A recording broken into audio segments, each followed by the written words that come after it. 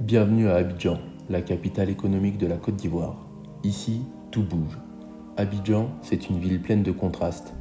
Entre gratte-ciel et quartiers populaires, ruelles animées et larges boulevards, maquis en plein air et restaurants branchés.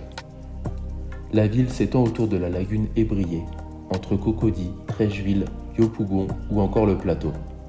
Chaque quartier est un véritable petit village. Chaque quartier a son propre rythme. Ici, la Côte d'Ivoire dévoile sa diversité. Des plages de Grand Bassam aux forêts luxuriantes. Le pays offre une richesse culturelle et humaine saisissante. Mais ce qui marque le plus ici, ce sont les gens. Et justement, on a eu la chance de passer une semaine chez Jean-Louis. Jean-Louis, c'est l'âme ivoirienne dans toute sa splendeur. Toujours souriant, profondément généreux, avec un sens de l'accueil hors norme.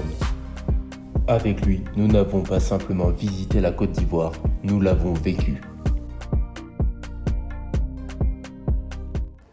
On est à l'hôpital depuis 3 jours, puisque j'ai eu le paludisme et la dengue, comme si ça suffisait pas. Mais bon, a priori, je suis bientôt guérie, donc on va pouvoir sortir peut-être demain. Et tout va bien, mais comme quoi, il faut vraiment pas rigoler avec les traitements préventifs contre les moustiques, s'habiller le soir, dormir avec une moustiquaire, mettre de l'anti-moustique, prendre le traitement préventif. Bon, moi j'avais à peu près tout fait, mais bon, on n'est jamais à l'abri. Vous vous demandez sûrement où je dors parce que le lit de Nina c'est un lit une place. Et ben je vous montre ça tout de suite, vous allez voir, c'est hyper confortable, le grand luxe. Voilà. Hein, donc petit oreiller, petit drap de soie, le sol, paradise. On s'en va, je suis guérie. Voilà, après 3 jours, 3 nuits. Ouais, 3 jours, 3 nuits, je suis enfin libérée. Bon, j'ai une batterie de médicaments à prendre, mais on peut y aller. Super, allez on dit au revoir à la belle vue du pont Ado. À notre sortie d'hôpital, Jean-Louis vient nous chercher. Jean-Louis, c'est un collègue de ma belle-mère. Il a accepté de nous héberger le temps de notre séjour à Abidjan. À ce moment, je ne le connaissais pas, mais j'ai tout de suite senti sa bienveillance. En Côte d'Ivoire, ce qui contraste avec le reste de l'Afrique d'ailleurs, c'est que les véhicules sont récents et d'origine chinoise pour la plupart. Jean-Louis, très cultivé, m'apprend que les voitures d'occasion ne doivent pas dépasser 5 ans d'ancienneté pour leur importation. Après quelques heures d'embouteillage, le quotidien des Abidjanais, nous arrivons enfin chez lui, à Grand Bassam, une banlieue huppée d'Abidjan. Tout de suite, il nous met très à l'aise. Pourquoi il écrit produit pour prostate? C'est peut-être bon pour la prostate et pour avoir de la vigueur sexuelle. Ah, ok. Jean-Louis, c'est le professionnel de la racine. Voilà, la racine. Il y en a là. Il y en a là. Il y en a là, il y en a là-bas, il y en a ici. Il y en a ici. Voilà. Le lendemain, pour le petit déjeuner, sa femme, Yolande, nous fait la surprise d'avoir acheté des produits européens spécialement pour nous faire plaisir.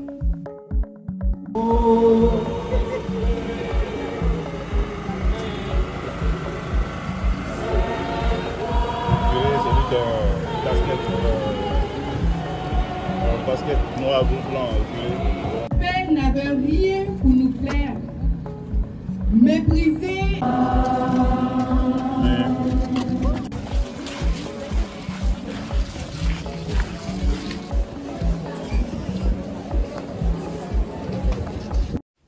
À une trentaine de kilomètres d'Abidjan, Grand Bassam dévoile ses façades fanées, vestiges d'un autre temps. Ancienne capitale coloniale, ce quartier classé au patrimoine mondial de l'UNESCO plonge le visiteur dans l'histoire de la Côte d'Ivoire. Ici, les bâtisses en ruine racontent à voix basse l'époque des comptoirs, des colons et des marchands.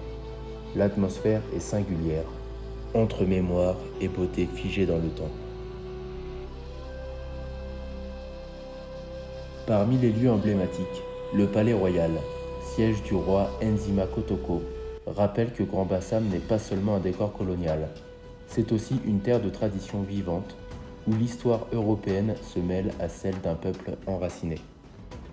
Nous retournons chez Jean-Louis pour retrouver Yolande, laquelle nous a préparé, comme à son habitude, un excellent dîner. Yolande nous a de nouveau gâtés ce soir. Elle nous a préparé un bon petit plat ivoirien. Ça s'appelle le riz gras. Parce que c'est du riz gras. Et une bonne sauce de bœuf mijotée avec des petits légumes. Oh là, on est accueillis comme des rois. Le lendemain, je décide de partir à la découverte d'Abidjan. Je découvre des longs boulevards à n'en plus finir, une mosquée, une église, de beaux et récents bâtiments et de nombreux autres en construction qui témoignent de l'évolution de la ville. Mais ce qui m'a le plus marqué, c'est que chaque quartier est une véritable petite ville. Certains sont même les vestiges d'anciens villages. Comme ici, à Adjamé, considéré comme le quartier où la population abidjanaise la plus ancienne s'est établie.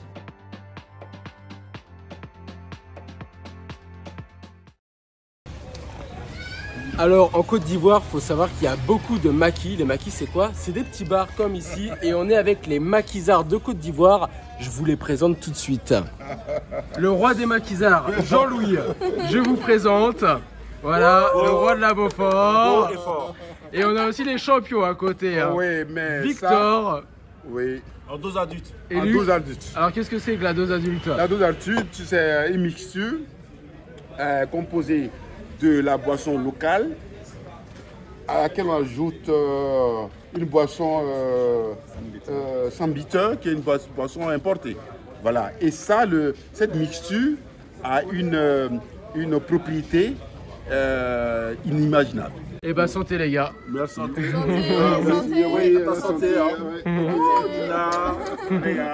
Les Ivoiriens ont cette capacité de transformer, je veux dire, ce qu'ils ont comme naturel en termes de plants. Et Bassam, ici, c'est vraiment une zone, une ville où nous retrouvons des plantes médicinales. Monsieur Ba, est-ce qu'on pourrait avoir juste une petite table? On continue les célébrations de Pâques en allant à l'église pour fêter cette fois-ci la résurrection du Christ. J'ai hâte de voir ça, apparemment c'est vraiment la fête, il y a des danses, il y a des chants. Donc voilà, hâte de découvrir cette messe.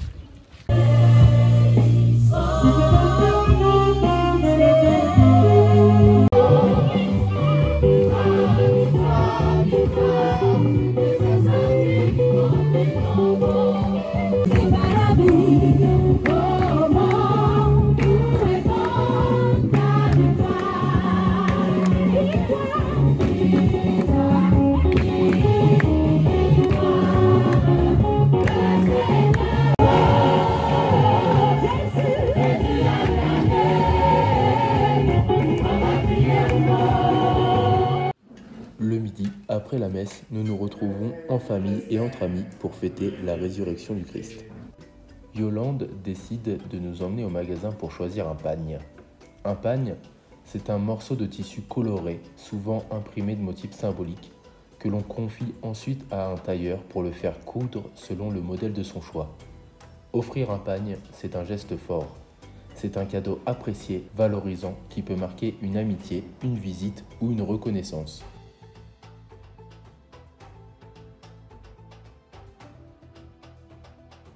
Le soir, nous nous rendons chez Luc pour prendre l'apéro.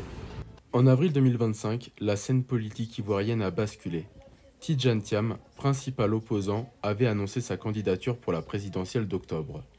Quelques mois plus tôt, en février 2025, il avait renoncé à sa nationalité française pour respecter la loi ivoirienne qui dispose que pour être président, il faut être titulaire exclusivement de la nationalité ivoirienne. Mais le 22 avril, un tribunal d'Abidjan a estimé qu'au moment de s'inscrire sur les listes électorales, et ce malgré la renonciation à sa nationalité française, Tidjane Thiam était bel et bien titulaire d'une double nationalité et qu'en conséquence, il ne pouvait pas prétendre à la présidence. La décision du tribunal est sans appel, s'est tenue à huis clos et en moins d'1 heure. Elle a eu pour effet de l'exclure immédiatement du scrutin. Tidjane Thiam a dénoncé un acte de vandalisme démocratique, affirmant que ces tribunaux sous influence de la présidence de 83 ans d'Alassane Ouattara, servait à neutraliser le principal rival politique.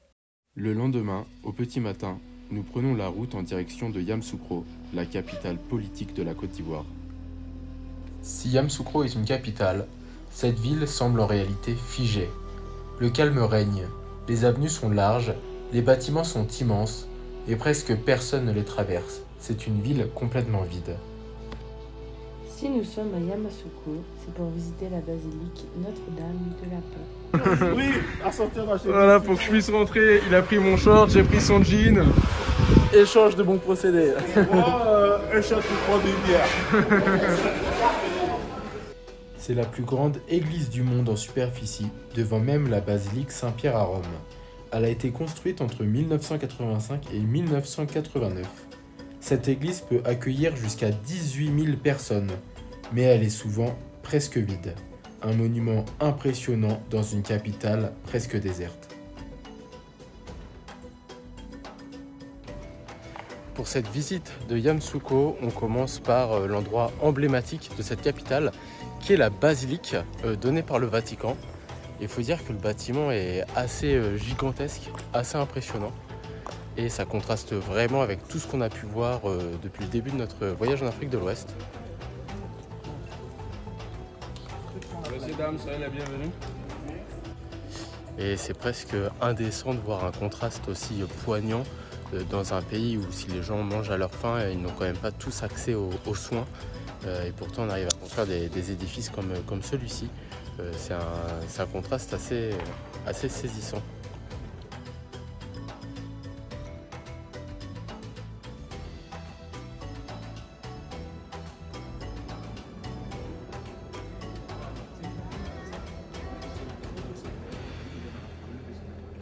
Sur le chemin du retour, nous nous arrêtons devant le palais présidentiel avant d'aller chez la mère de Jean-Louis pour manger des plats traditionnels.